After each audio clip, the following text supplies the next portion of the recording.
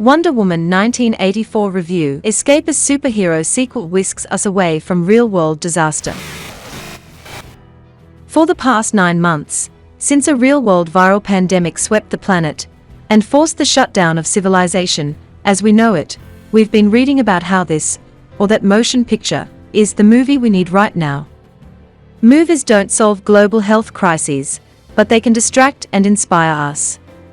They can bring us together when we're apart, and heal the divisions that define our times. I suppose Wonder Woman 1984 can achieve some of those things, but mostly it reminds us how badly we could use a superhero right now, a fantasy turn back time, and fix the situation savior. And in that sense, it's at once a fizzy pop art distraction and a major downer. Put another way, if a nuclear bomb detonates in downtown Manhattan, you don't run out to watch a Bond movie to feel better. In this case, most people won't be running out at all, but tuning in via HBO Max, where Warner Brothers will be streaming the film the same day it opens in theaters. For nearly 2 hours of its 151-minute runtime, Wonder Woman 1984 accomplishes what we look to Hollywood tentpoles to do. It whisks us away from our worries, erasing them with pure escapism. For those old enough to remember the 80s, it's like going home for Christmas and discovering a box full of childhood toys in your parents' attic. This is what it felt like to watch Richard Donner's Superman for the first time, or to marvel at the strong female role models of such vintage TV shows as Wonder Woman and The Bionic Woman. Even if the 80s seem as distant to you as the World War I setting of Patty Jenkins' history-making Wonder Woman feature 3 years ago, the sequel offers an amusing tour through that tackiest of decades, when shoulder pads and permed hair were all the rage.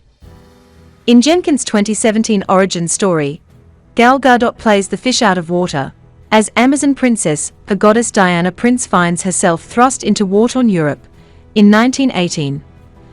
A good 10 years before the invention of sliced bread, doing her best to adapt to the conventions of a less enlightened patriarchy, with the help of stud pilot Steve Trevor Chris Pine. This time, it's Steve's turn to feel out of sync with society, as Diana makes a wish that resurrects her lost love, bringing him back to the year the Apple Macintosh was unveiled. In between, Zack Snyder made a noisy, present-day, Justice League movie due for a director's cut next year. But Jenkins has a much better handle on what audiences want from the divine Miss Diana. And Wonder Woman 1984 delivers, for a time. Embracing both her iconic Washington, D.C. setting and the slightly corny comic book style of the period, Jenkins serves up scenes in which Wonder Woman intervenes in everyday crises, saving a Walkman-wearing jogger from being run down by a Pontiac Firebird or rescuing 2 girls endangered during a shopping mall jewelry heist. That robbery results in the recovery of the Dream Stone, an ancient citrine artifact with magic powers. The gem can grant the wish of anyone who touches it. But it also comes with a catch: it takes as much as it gives. The characters hastily reference The Monkey's Paw, the classic W. W. Jacobs short story in which wishes have consequences. But that's hardly enough to explain the totem's complicated rules. After touching the stone, Diana gets her boyfriend back, but she's gonna be in trouble. Unless she renounces it, the wish will eventually cost Wonder Woman her powers. Her clumsy co-worker at the Smithsonian Museum, superficially Selena Kyle-like Barbara Minerva, Kristen Wiig, asks to be as strong, sexy, cool and special as Diana, but loses her endearingly uncouth, undesirable, unfashionable and unremarkable qualities, a better trade-off than the one Diana gets. Later, Barbara will get a second wish, to become an apex predator, which transforms Wiig into the cheetah, a creature who's less Catwoman than lame Cat's level miscalculation. In the comics, Cheetah is nearly always drawn as a gratuitously busty nude woman with strategically placed spots, a fanboy fetish object.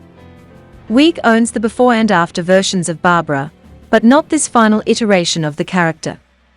With her virtual fur and decidedly more feline physique, this cheetah is neither ferocious nor any kind of match for Wonder Woman. Then again, by the point these two frenemies face off, the movie has long since stopped being fun.